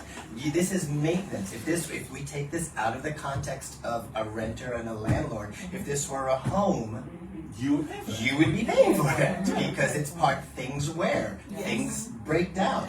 You know, I'm trying to get a new refrigerator that is older than half the people sitting at this table. Right now. You know, and I'm sitting there correct, and I'm sitting there looking at my landlord going like, I don't even know the name of this brand of this refrigerator. It's so old. You know, and things like that. When you have to engage in conversations like that, it's also a little bit demoralizing. Yes. It's a little bit. It reduces your sense of personal pride in your home. I am one of those people who have a lot of contracting experience. I do it myself. I fix it myself, and but I fix it better than, Raul down the street who is getting a free apartment in the basement who's going to come upstairs and just, kind of tape and glue and, put. No, I don't want to have to call you 4 months from now. I want you to do it correctly the way the first time, and I think that there's something to be said for people who take pride in their homes because at the end of the day, it is your home. That's right. Doesn't matter how it's and the longer you're there, the more. You've had families and you've gone to graduations and all those things. But to me, it's frustrating that I have to have that conversation on my sleeve. That's a given. Like I don't have to defend that to someone or explain it to someone. That's just it's silly. It's a little. Absolutely. Okay, all right. I feel like I'm coming from church. We're in church now. So here's what we're gonna do. So just in terms of agenda, I think we're getting close to 9. I don't want to necessarily take us too much far over that. I think really the next piece is really more in the beginning of the conversation, and I just wanted to kind of introduce it. And this is going to be additional work that we're going to pick up in the next couple of meetings. So part of the meeting resources that I had sent out. So these are links for, this is city collected data on what they say about CV9. So you'll see on there they talk about the demographic components. So who's in the neighborhood or who is no longer in the neighborhood. It shows you data going back all the way I think to 2005 or something like that. And maybe go up to 2017 or 2020 in some instances depending on what they're doing. The first look I took at it, it's interesting because you see the demographics have changed. And you see the makeup of the neighborhoods change. And some of it really speaks to a lot of forces of gentrification that have happened over the last 20 years or so. And you're seeing, okay, well listen, it's like, you can look at it and say, the education level has gone up. And that sounds like a great thing for the district, but you also see there are a lot of us who are no longer here. And this is, again, not begrudging anybody who's coming to the district, but we see that there are people who are just hanging on in the district. We're just hanging on. If you look at the demographic data, it sounds good because there's a lot of people earning pretty well around here. We're earning between that 81 and 150 or 160% of AMI and everything like that. It sounds good if you look at that because you say, people are making more money. But what that does is it means we're also squeezing the people who are on the bottom end of that trend as well. And they are losing opportunities in terms of what is available. We're looking at home prices. It sounds great when home prices go up. But we're also looking at trends as well that mean, there used to be a cycle in terms of you would come, you get your starter apartment, and then you move to a 1-2-bedroom apartment, and you'd scrimp and you'd save, and eventually you buy a house, and you live there, and then you grow old, and the kids are no longer in schools, and you sell the house, and guess what? The next young couple will come and replace you. And it was a cycle, and it was something that kept repeating and everything like that. And people had a shot at the American dream in terms of you could get a house and you could do that and pass generational wealth. What we're seeing now is that, when homes cost $1 million, $2 million, it's a lot smaller slice of the population that can afford that. You have a lot more people who are becoming eternal renters. And that really leaves them subject to the whims of where the landlords are. Because it's like, well, listen, if you're going to get out of here, if you had the money to get out of here, you would have done that. So you are going to pay my price now, which is probably something that is more than what most people can afford. And you have people pay ridiculous amounts of percentages of what they earn just to have an apartment that if you miss 2 payments, it is no longer yours and you have nothing to ever show for. So, it's some of the data that's started just popping out at me. There's also additional data in terms of some of the construction that's happening in the district, so it tells a little bit of the story with that. At some point, I would definitely love for us to have a cross conversation with land use, because they're touching on some of this as well, in terms of what the new units are, what's constructed, what's coming in. So there's going to be a lot of pollination opportunities where we'll see how that works in terms of the best way to do that. If it's a joint meeting or it's like, we're sharing information, we'll see how that's going to work the best. But I just wanted to at least get that out there, and I'm hoping that we'll be able to do a little homework and delve into it, and hopefully be able to come to some of the trends that are happening. What I would like for us to be able to do is ultimately come up with a housing profile where we know what CD9 looks like. We know how many units exist in the apartment. We know how big our families are. We know what these families make. We know what is realistic in terms of an ask. So if you're coming into the district and all you're saying is you're going to give luxury apartment, we don't need luxury apartments in the district. That is definitely not the need. Affordable, truly affordable. We need truly affordable. But that's going to lead into other conversations like we've been talking about, where it's like, okay, well, listen, if it's truly affordable, what are the options and what are the vehicles we need to be talking about to really make sure that that happens? And again, maybe there's some more other policies that, that we need to advocate for in terms of how do you create incentives and behaviors that spur affordable housing? And the difference between renting and owning, because from the city point of view, and if I'm a developer on a regulatory, like my regulations, what the guidelines that I have to go to build for a renter versus the guidelines that I have to go to for a homeowner, those are two very different buildings. Like completely different buildings. Well, listen, even what they build now, regardless of what it looks like on the buildings. inside, I can put my hand through one in a second versus, the guidelines that the city holds for for renters, specifically buildings that are going into collaboration with, affordability and equity. The base level for the build quality of those buildings is extremely low in comparison to a building for sale. And I also want us to be looking at it in terms of... Which is insane. Yeah. And listen, the quality of it was that joke, I put my key in the door and broke the window or something like that. Right. And it's right. These are the kinds of things that have happened, and it's because we don't pay attention to the things that happen downstream in terms of what are the minimum amounts of that somebody can live in and have a decent living instead of I'm living in a closet. Right. So micro apartment, Or that luxury apartment in 5 years starts you can see the wear all over the place. It's just and your rent's not changing because your Kitchen Island doesn't look like crime in 5 years. And to the point that we were talking about before about if home ownership is becoming harder to do because you usually move to a home, why? Because I have a family, it's expanding, I got 2 kids, 3 kids, or whatever else. So I'm gonna need 3 bedrooms or whatever mix you have. Mm-hmm.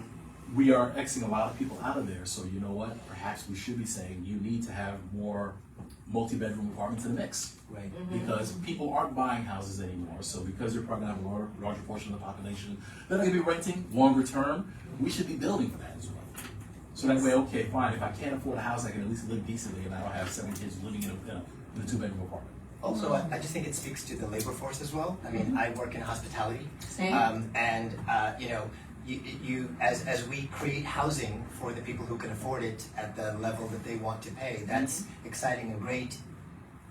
I understand that, but also the higher the level of financial status goes, the more labor is required to service those demographics, right? And as those people are displaced, they have to commute from further and further and further away. So even if you sit there and you say, hey, I used to work on Mulberry Street and I saw this happen in the mid-90s, $80,000 isn't gonna do anything for a family who only makes 25, and that's gone in a year. So you displace them and then they still can't afford wherever they went to, or the people who are coming in to work all these lovely things that we're putting in, they can't, you're talking about, an hour commute for a minimum, sort of, minimum wage, like so after a while you sit there and you go the build out, I have this conversation with my partner all the time, yes, the build out is amazing and the urban planning that goes into that is amazing, but if you do not have the army ants that can support that, successfully, then, you know, that is, you know, Yeah. Counterintuitive. counterintuitive. It makes no sense. Not to mention the gentrification then hits a point where it itself can't expand anymore because there's not enough people to support it. Why do you think people from Manhattan is coming to Brooklyn? Yeah. Because they can't afford that. Right. Okay. And then we have them here, and then it's like a frat house because they cannot afford it. Right. Okay. One moves out, and then here. This is how homelessness begins. Correct. That's right. Correct. Yeah, so like I said, I included that information. I would welcome everyone to please check those links out. And if you have additional information, I know you had mentioned some data that you have as well. If you could share that in terms of the links where we get that from. The more data we have is going to be the better we'll be more informed, and we're able to look at these things and slice and dice it even more. A part of that data, I'm sorry, go. No, I was really gonna speak to just, some questions about the data. Cause I was looking on like open data through like 311 service requests, and I couldn't really find a lot on like housing specific to Community Board 9, because they have all the data for like the community boards. Yeah. Is that like a request that we need to make or something? Like if we wanna know like all of the vacant units in Community Board 9, because I was gonna request it as a board member, but I don't know if that's actually a thing, right? Like, how does that actually work? It may or may not. The answer is I don't know. Right. I would hope the city keeps data on that one, but I think just from the way we've heard some of the conversations, they may not, and that might be on purpose too. I was going to say this is why having alternative approaches to sourcing data. And also, I want to make it important that this is something that I do, this is what I study, or like what I'm currently studying. Like, alternative ways to figure out how we quantify data, and also what that looks like in our district needs and the way that we operate as an epistemology of the way that we move in a habitat, right? So like ways that we can look at like health is also liquor stores and like these kind of different culturally driven that weigh us in our data is really important. So one of the things that I was saying about like you're talking about development, demographics, housing, how do we kind of go about creating a profile? Something that I would love to share with you guys and like build on is housing surveys. How do we go about housing surveys and ask questions from our understanding that approach people that we want to know what you need, and we're looking to ask questions that meet you based on the things that we know in our district versus a citywide questionnaire that's going to be universal throughout all the districts. This gives us a great opportunity to be specific and also create a data set that then can correlate to the things that we need in our development. And it's going to be very specific, but these things take time. But I do. Are you working on that, Julie? Like making a data set? I mean, I have like a little template survey that I've been working on, and I'm adding questions based on things that people are saying. Also, want to hear more things about people, like directions that would be great to incorporate. Like, this is something that we never even thought of. Like, what state, where are you at in your housing? What are the things that you need? Like, what are the next steps for you? I think that would be a great way to kind of build these kind of sets and be able to like then create solutions based on what people And control the conversation.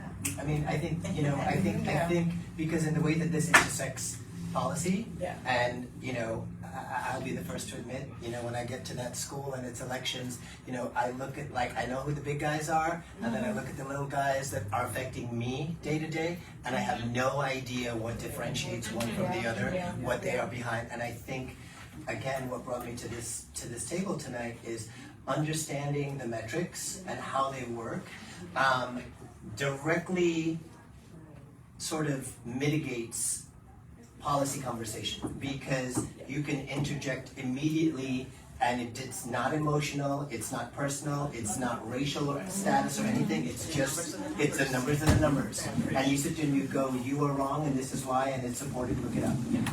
And for that reason alone, it also gives us strategy, but it also, you know, as non-policy making bodies, we're also taken more seriously because we've done our homework.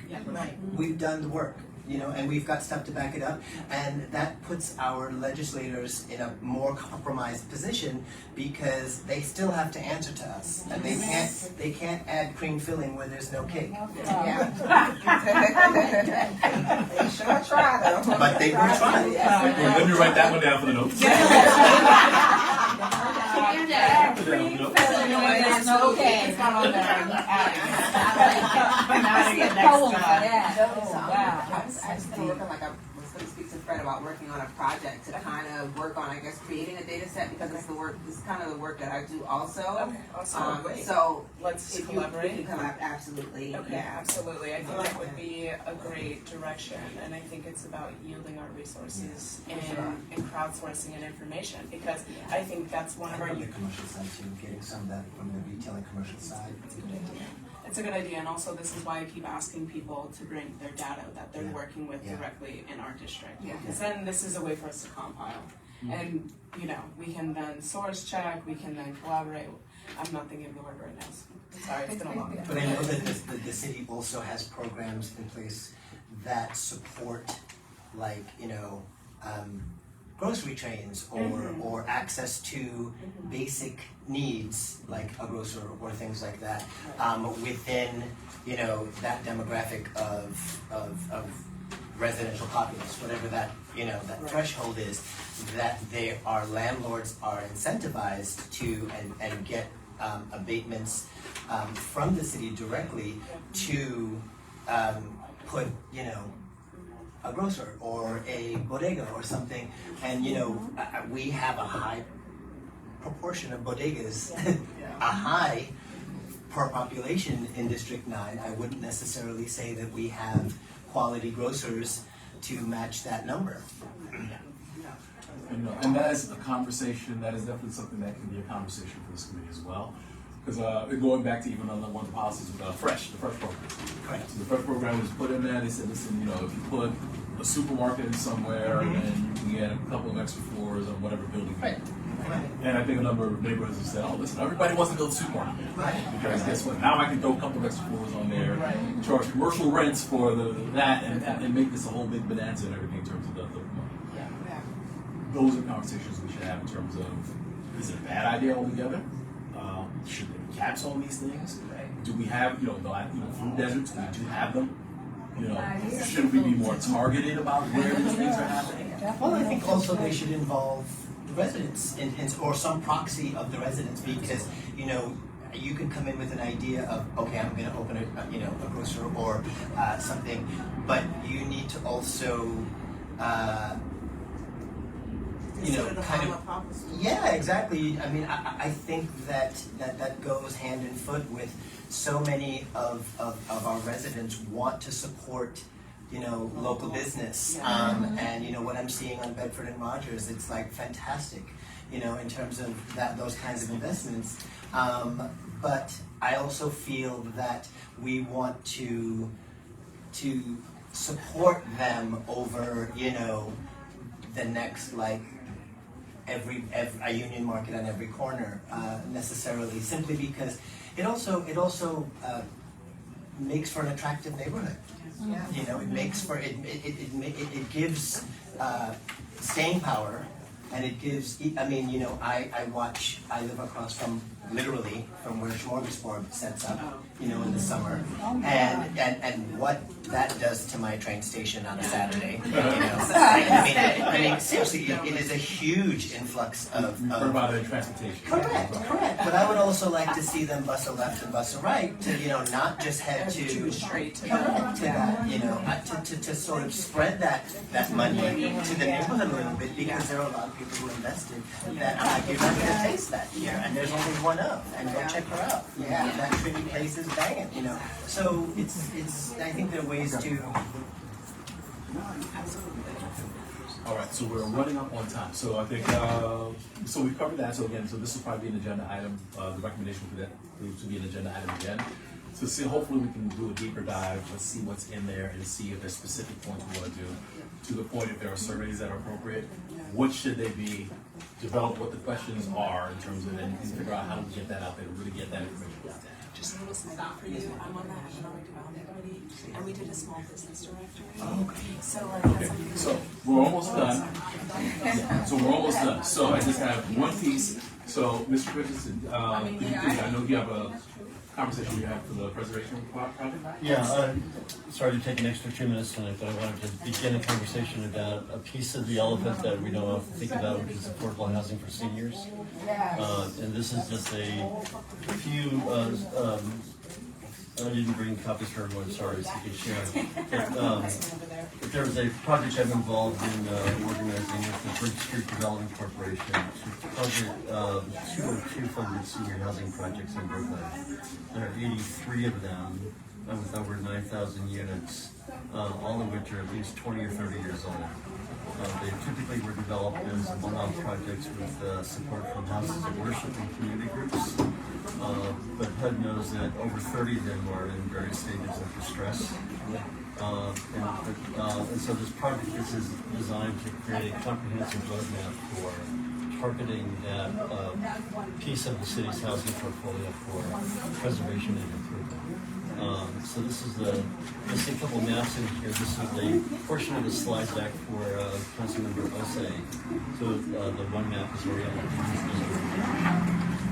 But just to let you know that this project is getting launched with Bridge Street as the primary manager of it, and we'll talk more about it. All right, so we'll make sure this is the okay, all right, so this is, we're getting ready to wrap up, so we're going to wrap up very quick. So, one, again, I want to thank everyone for showing up. There's a lot of energy, passion, and brain power at this table. So there's a lot of great work that's going to come out of this committee, and it is definitely needed. So I thank everyone in advance for working. So again, just in terms of next steps, so there are a couple of these items that are probably going to be coming back on the agenda. These will probably be recurring agenda items that we'll be working on. These will be developing. I know the committee's going to dig right into this. We're going to develop the community profile. We're going to be, we'll be a little bit smarter because we'll have the Fortune Society presentation behind us, so we have some additional information with that as well. Definitely, I love the idea of bringing more people in the spaces. So they come in here and tell us what they do, and we find all the additional partners. We can't have too many. We can't have too many. I think it's important for us to do that. So the intent is for by next committee meeting, you are going to have a formal chair. Part of your process will be to make sure that you establish your leadership. So you have a chair, you need a vice chair to back them up as well. I'm hoping somebody volunteered to take notes. It's important. But as I say that, I'm not leaving. So I may not be here every meeting, but I am close. I'm here to support. You will see me, and if you need me, just let me know when I will be here. And otherwise, I just want to thank everyone for coming. Before you close, I just have two concerns here that have been brought to my attention. Both on President Street and Union. Oh, I'm sorry. Oh, okay. So I just had two concerns. I have been getting phone calls from residents in Union Street and also President Street. One is about parking and commercial vehicles. We have I believe it's MTA that's right there between Bedford and President Street. And they're parking their big trucks on President Street. So I know it's commercial parking. You can park on the street, but I think it's between certain outlets. I did get a chance to go to the business, and I did speak to the supervisors. But I said that they would, work together, and they would make certain that they did not park their vehicles on President Street, but they did say, in order to park on Bedford Avenue, their concern is that there are trucks on Bedford Avenue with no license plate, and they don't know who the trucks belong to. Is there anything that can be done about that, other than maybe call it 311? If there are trucks, if there are trucks that's parked on Bedford Avenue that should not be there because they don't have any license plates. So they tell me they don't know who the trucks belong to. Right. So that is. That's kind of hindering them from being able to park on Bedford Avenue, so they've been parking on President Street. So a lot of people on President Street don't have parking. Okay, that is one. Second one is, what can be done about the dog poop that is all Everywhere. streets. I just need to know because It's not a housing committee it's issue. nothing worse than. Out of order. I tell you what, when I'm walking up and down the street, my house is, you know, what can be done about dog poop in the street? People walk their dogs, nothing wrong with that. Clean up behind your dog, clean up behind your dog. So the trees are just, you know, they're just too wide to tie the string and put, you know, plastic bags. I don't know what to do. So I'm bringing it to anyone here. Do you guys have and trash perhaps bags? maybe Do you guys have trash receptacles on the street like immediately? Because I will say like in my community, people don't throw it away because it's just to throw it away. That's not my Where do you issue get where rid of I trash? am. Well, They just don't- they just brought don't up, we're pick not up. quite housing, so let's do this. Are there any last hits for housing? No. Okay, so let's adjourn the meeting. So time is now 9:10. I want to thank everyone. Minutes will come out, look those over, and again, if you have resources, questions, anything else, please, always feel free to reach out. So we'll be sending emails out, so if there's any developments happen. March 31st, keep it on your calendars. I'd love to see all the committee out as well as the. All right, so we stand adjourned. Time is now 9:10. Now, with regards to your questions. Wait, are you countdown? So, good evening, take care. So, let's take the second one. The Norfolk situation is an age-old That's what situation. he just said. The problem is this. Somebody They has. can't take it. I'm just gonna choose somebody. No, thank you. I'm down. I'm down. A lot of great stuff. So, the issue that's coming, it's sanitation typically will act once a week. The problem is they can't ticket unless they see it. Yeah, unless they. Unless they see it, they can't ticket. They gotta be standing right there. Like your dog has gotta come and poop right on his foot before he's gonna do something. And my grandmother So- was sitting at the window with a camera because. Well, here's the thing, and that's part of what they've said. Shane works a lot, and you know, and the thing is this: they say if you can ever get the times when people come, because they say the dogs tend to be creepers. So they'll do it at more or less the same time all the time. All the time, If yes. you can figure out who it is, Yeah. and you're there, I mean, they can either have, I guess, the sanitation guy jump out the bush and give them a ticket, or sometimes if people figure out people are watching them, they'll all of a sudden start walking. So that takes care of the dog poop situation, not really, but those are the best suggestions to kind of figure out who it is, when are they coming around, and if they're really going to be that person, it's like, it might be. It's usually more than one dog. No, it is. It really is. But the big thing is Because I hate the same problem. You know we got the same problem. No, you know over we got there. the same now, problem. for the tickets, here's the thing. For the president and industry, the challenge with that, not even so much a challenge. They're playing a game if they take the plates off the them. Because No, I if there are plates on it, then we have can take it. If there are no plates, the cops can't take it. I don't blame you. And then it becomes a different thing where it's like, okay, if there's no plates on it, if the vehicle is abandoned, it might be the towing when it comes to sanitation. So, the key is this. Main thing is 7 o'clock. Tell anybody who has anything, 311, take a photo of it, that it's happening, and then let Dante know in the office that it's happening. Because what we do is we call up NYPD, and we might be able to get on a roto call, so that when they can do a sweep one day, and all of a sudden the next trucks aren't there, they'll learn the mark. Okay, well then I should do that. 311 call.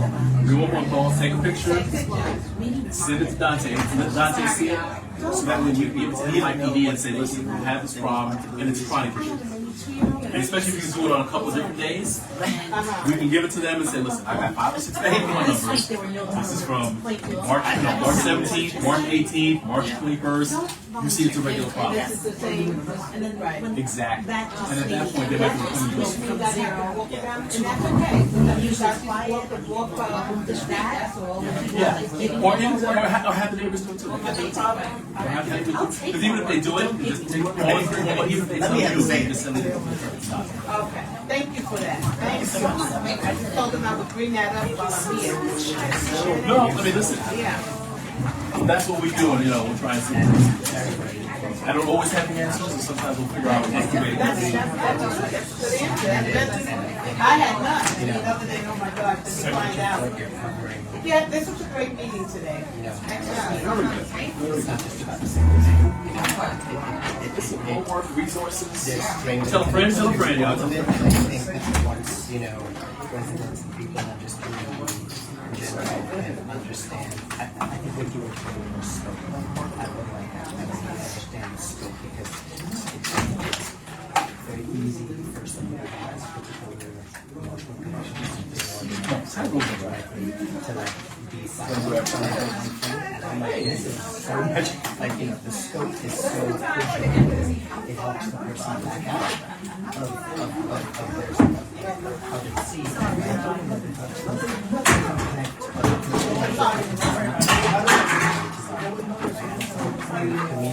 How's everything going?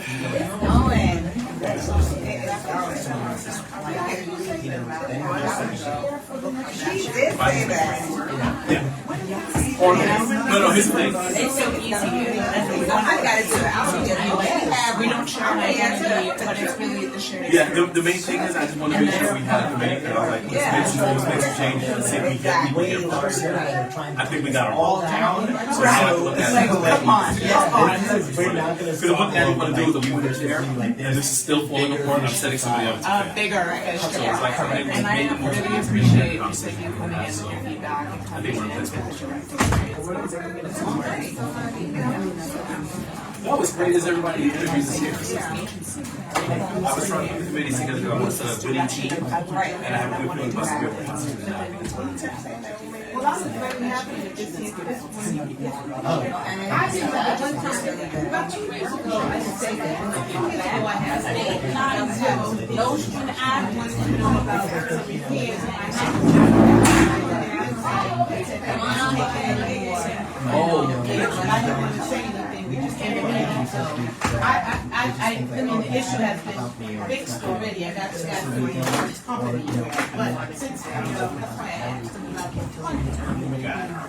This is the thing, they are not profit, so they probably are dependent on funding too. So depending on who get, what grants come through, what doesn't. there's so much.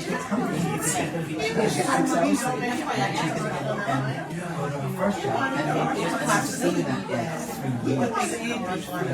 Hopefully. and to think that their powers of money on that person literally all she's doing is just she has no other